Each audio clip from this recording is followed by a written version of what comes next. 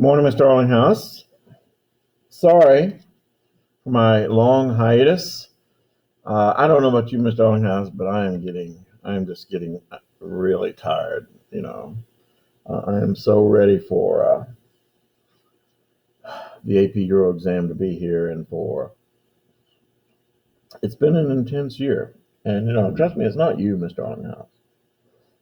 It's doing all these things because I do this for two other classes too, and it's just pretty time consuming. And so, yes, today we're on our final unit. Europe since 1973. Forgive me.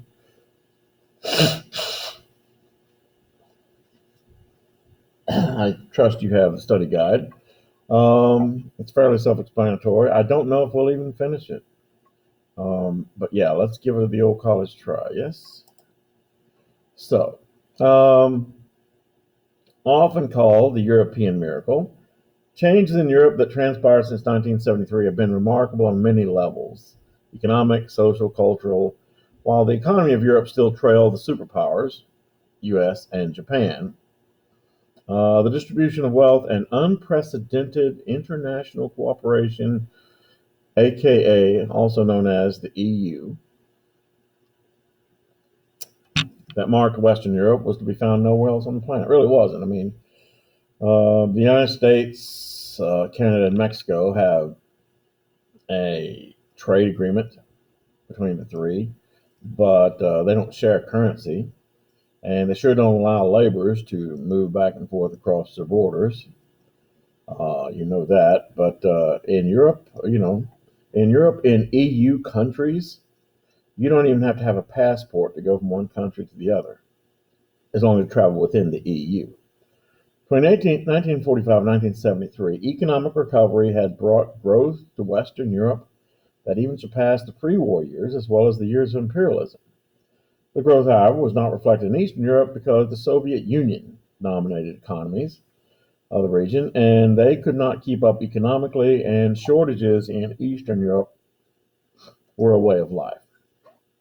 However, the breakup of the communist bloc and the fall from power and of the Soviet Union will alter this course. The change will begin in the Soviet Union. The leader of the Soviet Union from 1964 to 1982 was Leonid Brezhnev. He was a product of the early Soviet Union as well as the Stalinist era. His no experimentation attitude towards reform in the Soviet Union kept the Soviet Union pretty much as it was right up until his death in 1982. And that means, no bread in bakeries, no consumer goods in the shelves, stores, yeah. While Brezhnev was nowhere near the hardliner of Joseph Stalin, or Nikita Khrushchev, sorry, he was very reluctant to embrace reform of any kind. The Brezhnev Doctrine, in which he declared it was the right of the Soviet Union to intervene in any socialist country where the communist government was threatened, led to the use of force in Czechoslovakia in 1968. Brezhnev is often associated with a foreign policy between the United States and the Soviet Union called détente.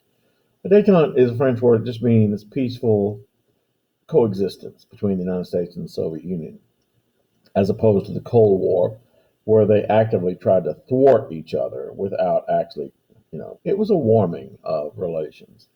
Andrei Sakharov was a Soviet dissident that spent a lot of time in house arrest for his public criticism of Soviet practices. The Soviet Union during this time surpassed the United States in heavy industry, but fell far behind in the production of consumer goods. What were some of the other problems that festered in the Soviet Union during the 1970s? One is guaranteed employment. That is a problem because if a worker is guaranteed a job, what incentive does he have to work? You know, and that's really true. You can't fire me. I'll just get another job, and they were guaranteed that. Also, like as it says, there are a lack of incentives. There's no profit motive. Karl Marx was wrong. Human beings are just greedy. That's what makes human beings do things. And without that incentive there, as you and I know, Mr. Arlinghouse, human beings don't do stuff. And then one was something that the Soviets, communists, Karl Marx, whoever, could not have helped. And that was the fact that the Soviet Union, Russia, Central Asia was often subject to bad weather. That means extremely bitterly cold winters, and then followed by extremely bitterly hot and dry summers, and resulting in poor harvest. So many times the Soviet Union had to buy wheat from the United States. Over time, the Communist Party became the new ruling oligarchy, kind of a nobility, really. The Communist Party. Organizations like the KGB, which is the Soviet secret police in the army, became rife with corruption. By 1980, the Soviet economy was suffering from many things, but mainly from the fact that the domestic economy had been left to flounder, while the government had dedicated most of its resources to the military and keeping up with the United States. And that's when we see, in the 80s, Ronald Reagan and Mikhail Gorbachev. With Brezhnev's death, the Soviet Union rapidly passed through two leaders who only lasted about a year apiece. His immediate successor was Yuri Andropov, who led the Soviet Union for 14 months before he died of a heart attack.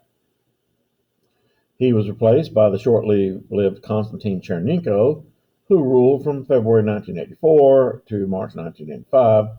Lifelong smoker, died of pneumonia. And it prompted, Ronald Reagan. I remember him saying this. I don't know who to talk to. I send a letter to the guy. The next thing I know, the guy dies. So in March of 1985, Mikhail Gorbachev, much younger, progressive, became the new leader of the Soviet Union. Now, Gorbachev never intended to break up the Soviet Union.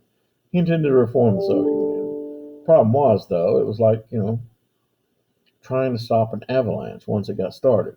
It doesn't stop. It gets worse until it finally reaches its destination. Gorbachev was born in 1931, had lived through World War II, but it was not a defining circumstance in his life as it had been with prior rulers of the Soviet Union.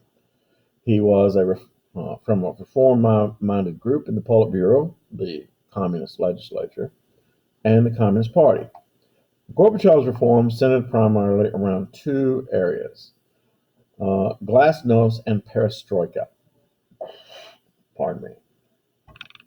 Glasnost is a word, it simply means openness. A free exchange of ideas, including criticisms of the government, Communist Party, etc., etc. And perestroika. Perestroika was an economic restructuring, basically shelving many of the old communist regulations that kept people from making profit. So Pravda began to include reports of corruption in the Communist Party. Pravda is the voice of the Communist Party. It is the newspaper. And so this newspaper, which had before always either been silent or simply said positive things about the Soviet government, now began to include reports of corruption, the need for reforms, and the open questioning of the way things had been done in the Soviet Union. New modern forms of art and music were being allowed and encouraged. Reports of official corruption, sloppy factory work, lack of incentive in public issues began to be discussed. The structure of the Soviet government was also changed by the oligarchy status, meaning that the Communist Party was ruling Russia. Oligarchy means rule by the few, and the Communist Party was ruling, one of the largest country in the world, being replaced by a chamber of deputies. Gorbachev was then elected as the first president of the Soviet Union. The backlash of this was that in what had been an empire, the Soviet Union was an empire. 92 nationalities, 112 languages that had been held together under the threat of force. It's an empire. The old communist regime now began to clamor for many of these nationalities began to want independence. Between 88 and 90, the states of Georgia, Latvia, Lithuania, Estonia, Moldova, Uzbekistan, Azerbaijan, all hosted independence movements. In March 11, 1990, Lithuania's parliament declared itself independent. Now the Soviet Union was faced with dissolution. Gorbachev tried to reconcile the forces, conservatism, who wanted to force the wayward states into line, and the new liberals' ideas, who wanted to open up the Soviet Union. He then began to work closely with the mayor of Moscow, Boris Yeltsin. He was elected president of the Russian Republic. He had been mayor of Moscow. The conservative elements of the Soviet Union, for example, the army, the KGB, the government, military industrial complex, became desperate over an impending dissolution and arrested Mikhail Gorbachev in a right-wing coup. And once again, a coup is when they try to change the leadership of a government. Within Moscow, citizens who actually liked the new freedom climbed on top of tanks, and the soldiers would not fire upon them. The coup quickly fell apart. Many of the renegade republics seized this opportunity to break away from the Soviet Union. Ukraine declared its independence on December 1st, 1991. It was followed by the nations of Russia, Belarus,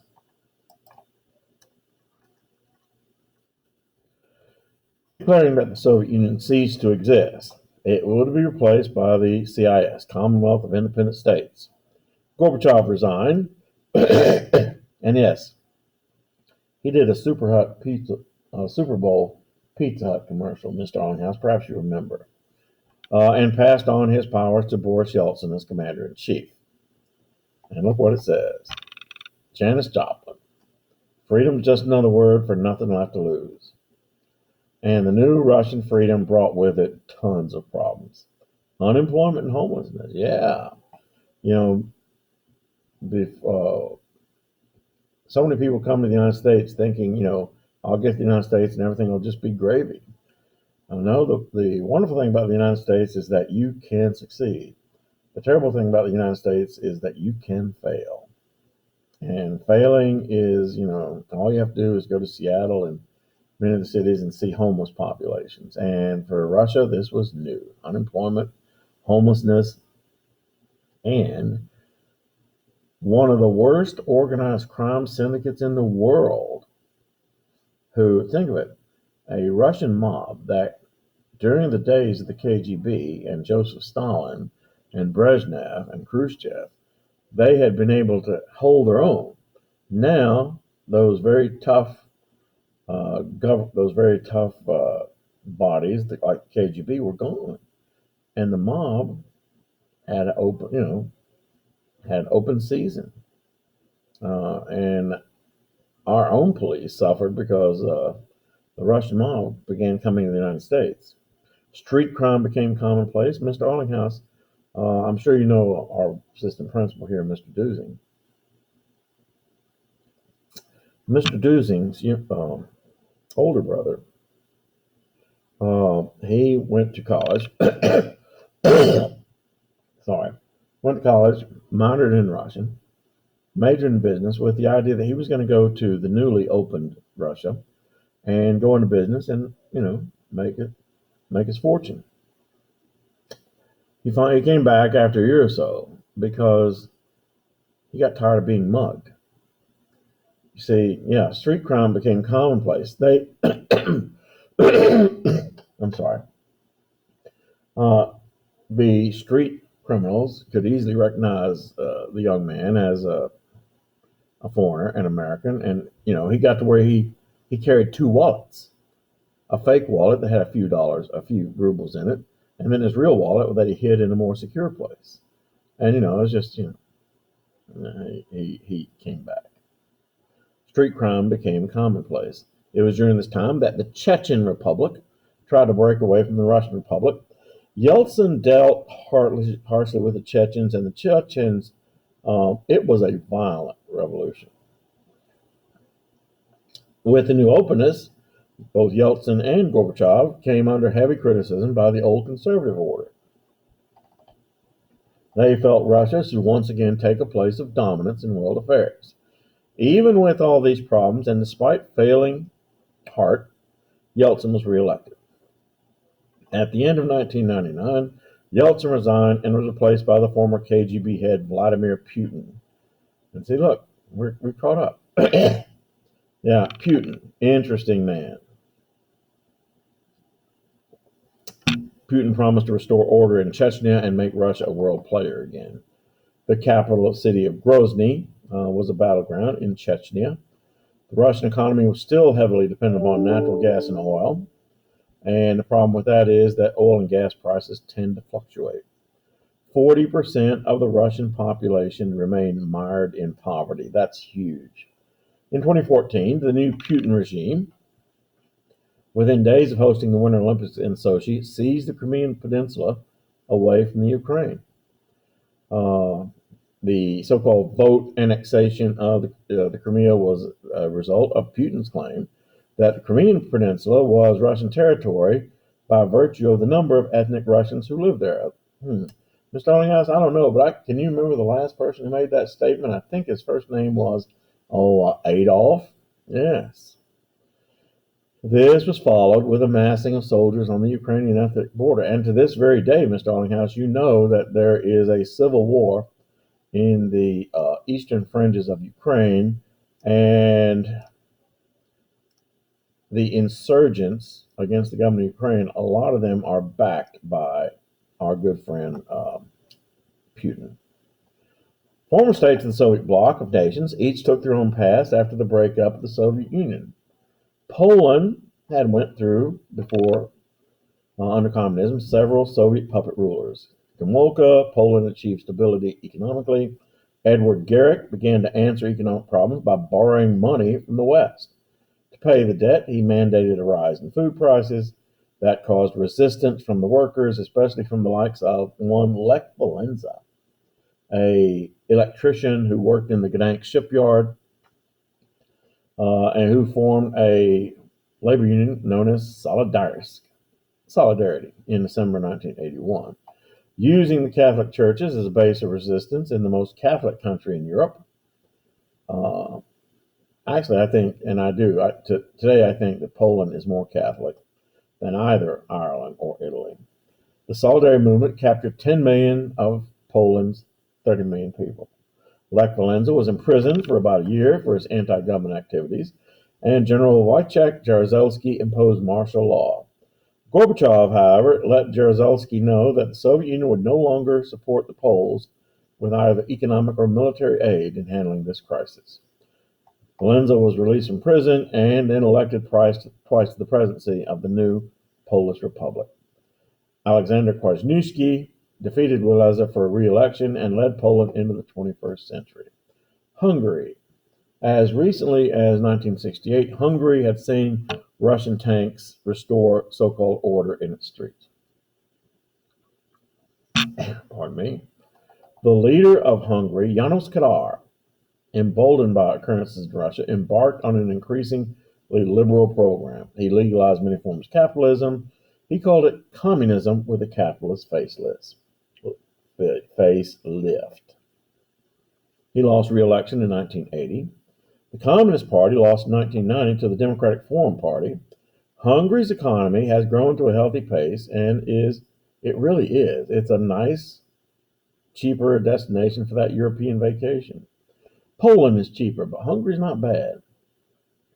Budapest is just lovely. Czechoslovakia, which is now Czech Republic and Slovakia, saw considerable repression and suppression of liberalist movements even after Prague Spring. The demonstrations would not go away. A playwright by the name of Václav Havel replaced the old repressive regime of President Gustav Husak. The new regime was well received, but ran into the oldest problem facing the country, whose origins go back to the Versailles Treaty. That is, Czechs and Slovaks are not the same, have ethnicity issues, and so the country split on January 1st, 1993, into the Czech Republic and the Republic of Slovakia.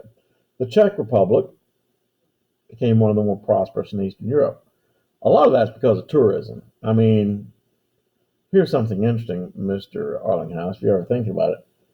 Prague is where Germans go for beer vacations. Yeah, not lying. Yeah, Prague is like the beer capital of Europe. Nobody knows about it. And so, if you're ever thinking. Slovakia still lagged behind. It's mostly rural Slovakia, is having 20% unemployment in 2002. Romania is one of the 10 poorest countries in Europe. Um, Moldova is number one. Even more, in fact, and in all of the poorest countries of Europe are in Eastern Europe. Even more violent demonstration in the Balkans, Balkan Peninsula. Even more violent demonstrations and repressions occurred in the formation of the modern Romanian state. Yeah, Romania had the most violent conversion from communism to democracy. Are you impressed? It started doing that again. It makes me nuts, Mr. Arnhouse. So, and my hands hurt right now. Nicolae Ceausescu ruled Romania from 1965 until 1989 and towed the Communist Party line with a velvet hammer, meaning the guy was oppressive. He was a jerk. He and his wife Elena utilized a secret police force called the Securitate, to crack down on dissidents. He was successful in reducing foreign debt, but at a cost of quality of life for Romanian citizens. Despite food shortages, he insisted on exporting food. He also planned to achieve urbanization of the country by bulldozing entire villages. You just can't do that. It was his suppression of a demonstration in Timisoara that sealed his fate. After this, the army would no longer support him. He and his wife were captured, tried, and executed. I've actually seen pictures of the two of them with a bullet hole right here. Not attractive. On Christmas Day, 1989, yeah. Even though democracy has remained in Romania, the country is still weak and political corruption is rampant, and it is one of the 10 poorest countries in Europe.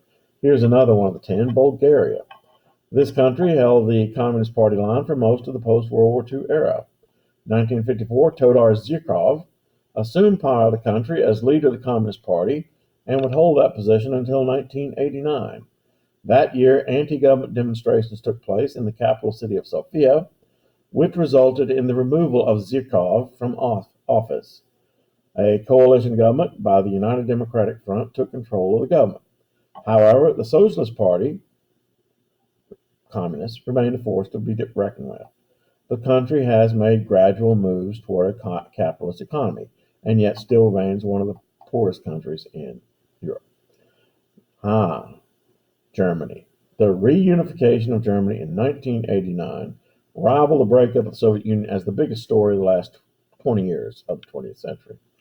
It was the belief of the Soviet Union that combining German workmanship, German industriousness, German, punctuality, and Karl Marx's ideology that they would create this country that would showcase what communism could do. Exactly the opposite happened. So many skilled workers were leaving East Germany through West Berlin that the city had to be basically fortified with a wall that encircled the city. While East Germany had the strongest economy in the Soviet bloc nations, its progress paled in comparison to its sister state to the west. In 1971, Erich Honecker became the leader of East Germany. He was a hardline communist. Forgive me. He was a secret police. He used a secret police force called the Stasi. In fact, there's a big building in Berlin where they would torture dissidents. While owning the 10th largest economy in the world, East Germany, albeit an economy dedicated to heavy industry, repression of freedom by the Honecker regime was quite common. The economic downturn of the 1980s caused many East Germans to become increasingly dissatisfied. It was events in Hungary, however, that brought about the end of East Germany. And I think we went over this before, but we'll go over it again. East Germans watching West German television learned that the Hungarian government was taking down its fortified border with Austria. They then took legal vacations. They could legally take a vacation to Hungary and cross the border into Austria, and then went right to the West German embassy in Vienna and demanded political asylum, which they got. Demonstrations attracting hundreds of thousands of people in the larger cities of East Germany forced the government to finally tear down the wall. In East Germany's first free election, the Christian Democratic Party captured nearly 50% of the vote. The Deutschmark became the official currency. On October 3rd, 1990, with the approval of the United States, Soviet Union, Britain, and France, Germany was unified. Now, not all stories of the fall of communism were so happily ended or smooth as was true in the former Yugoslavia. The country that used to be Yugoslavia. Yeah, the conversion from communism to non communism had a horrible end. And it's not ended, really. Another creation of the Versailles Treaty, Yugoslavia was never truly united. Instead, it was more of a patchwork quilt of the three major ethnic groups: Serbs, who are Slavic, and Eastern Orthodox Christians. Okay, Croatians, who are also Slavic, but they are Roman Catholic Christians, and Bosnian Muslims, who are not Slavic, not Catholic, and probably were the ones who were on the back end of most of the persecution.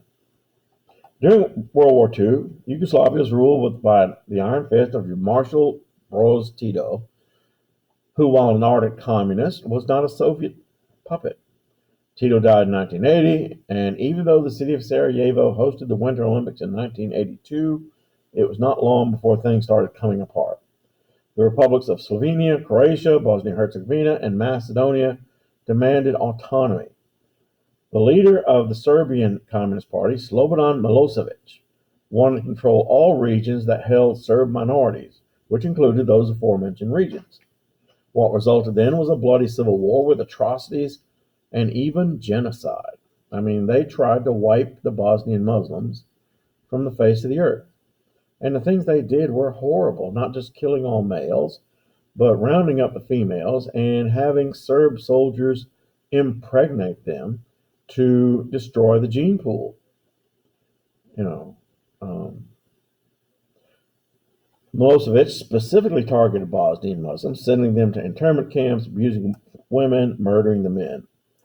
Srebrenica saw the murder of 8,000 men and boys alone in one massive gravesite. After a war that saw nearly no end, peace negotiations were held in Dayton, Ohio in 1995. The treaty agreed to divide Bosnia-Herzegovina into a loose union of states with Serb control of 49% and Muslim-Croat coalition ruling the other 51%. An American-led NATO force of 60,000 soldiers to keep peace enforced the treaty. The war continued on in Kosovo, which was an Albanian sector of the former Yugoslavia. The International Court of The Hague in the Netherlands tried Slobodan Milosevic. Peace in the former Yugoslavia to this day remains tenuous, but largely because of the presence of 30,000 NATO forces, including a significantly large number of Americans there. The last remnants of what had been Yugoslavia, which was created once again by the Treaty of Versailles, disappeared when all that was left was renamed Serbia and Montenegro. Europe experienced two economic downturns. The Arab Oil Embargo of 1973, when the Arabs quit shipping oil to anyone who was friendly to Israel, caused one, and then a worldwide recession from 1979 to 1984 was the cause of the other. Since the construction boom of rebuilding the damage to World War II had been mostly completed by then, did not drive the economy anymore. Europe, however, was still competitive on the world markets with the United States and Japan. A unified Germany became a major player in European, and it still is. I mean, Germany is now the leader of European politics. They're Europe's bank. Willy Brandt and the Social Democratic Party came to power in 1969 in West Germany and fostered a policy known as Ostpolitik, friendliness to communist East Germany. Brandt's successor was Helmut Schmidt, who saw Germany through its two economic downturns.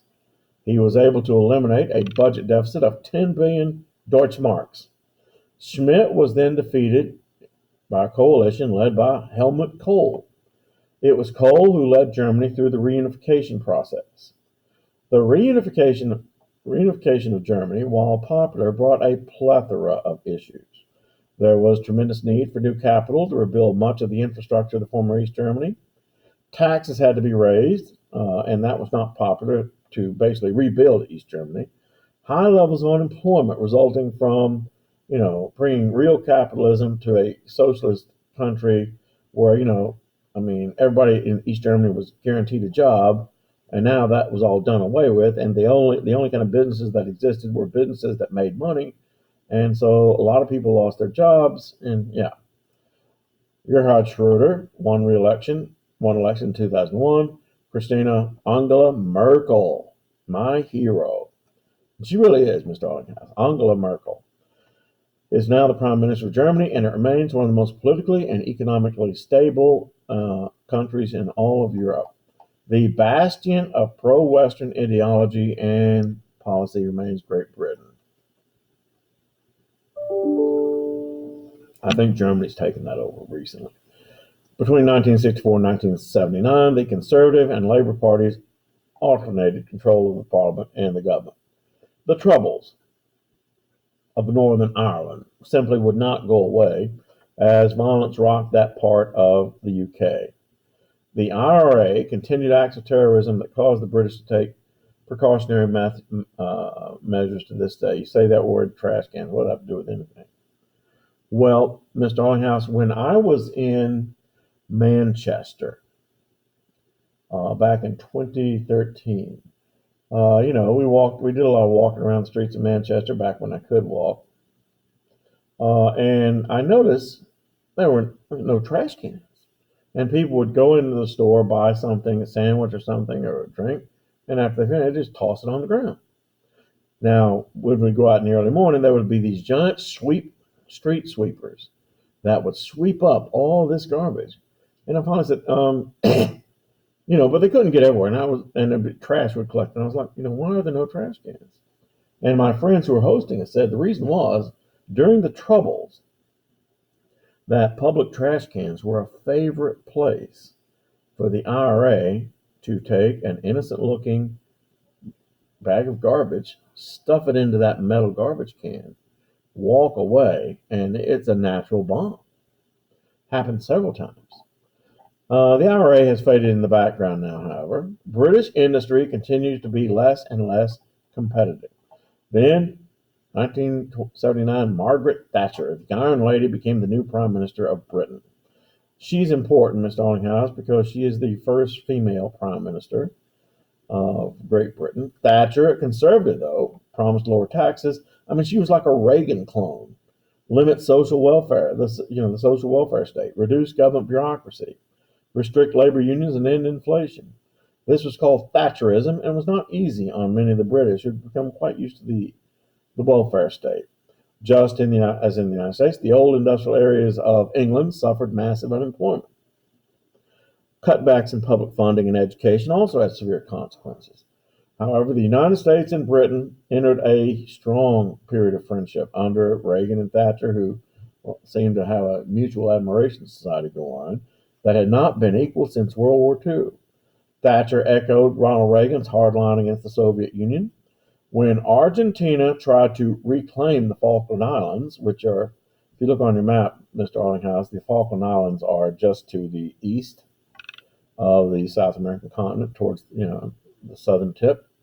The British owned them by taking them over. The British responded with force and soundly defeated the Argentinians in a war that lasted, I think, maybe a month. However, the British had some losses. However, it was now evident that in the world of two superpowers, Britain was not one of them. Margaret Thatcher dominated British politics in the 1980s.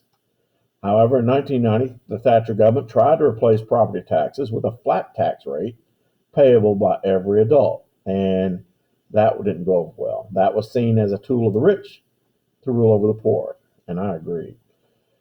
Anti-tax riots and divisions within her own party caused Thatcher to resign in 1990. She was replaced by John Major. His narrow victory kept him in power until 1997. The moderate candidate, Tony Blair, replaced him. Blair was the head cheerleader for George W. Bush's semblance of an international coalition of nations to invade Iraq in search of WMD. Do you remember that, Mr. Allinghouse? WMD, weapons of mass destruction. I like the Bush family, but I was like, no. what you're doing is illegal. It was an illegal war that resulted in the destruction of Iraq and the creation of ISIS, to be honest.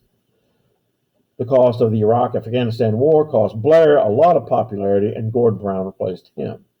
One allied country whose stance in the Western coalition of nations has always been precarious has been France. I mean, the French have been the anti-West. In 1981, the Socialist Party in France became dominant, as did Francois Mitterrand. A true socialist, Mitterrand froze wages and prices, increased minimum wages, expanded social benefits, and added a mandatory fifth week of paid vacation for salaried workers, 39-hour work week, higher taxes for the rich. I mean, he was a socialist, my kind of guy. He also nationalized banks, certain industries. These socialist policies failed eventually, and while Mitterrand's policy popularity dropped, he continued to win re-election. However, the economic declines continued, and unemployment in France stood at nearly 11%. Jacques Chirac and the right-wingers came to power in 1995 and 2002. Chirac opposed the United States invasion of Iraq. The economy and politics of Italy have and continue to be more volatile than other major powers of Europe. Corruption is a big thing, particularly in southern Italy. In 1991, Italy came under the power of its 50th post-war government with Giulietto Andreotti as prime minister. Communism was a major player in Italian politics during this time, but never had the votes to win a whole election. Italian communists had embraced Eurocommunism, which once again, Eurocommunism was where the Communist Party just acted like other political parties. They ran their candidates for elections. Sometimes they won, sometimes they lost, and it didn't cause an overthrow of government. They weren't Marxist. The communists, however, did garner 26% of the vote in 1987 and won control of certain cities. Italy continued to be beset by problems of its economy and corruption and crime. The term mafioso comes from, it's Italian. Yes. Former Prime Minister Aldo Moro, a former Prime Minister of the country, was kidnapped and murdered by a terrorist group in Italy called the Red Brigade. They found him in the trunk of a car. That'd be like a former president being murdered.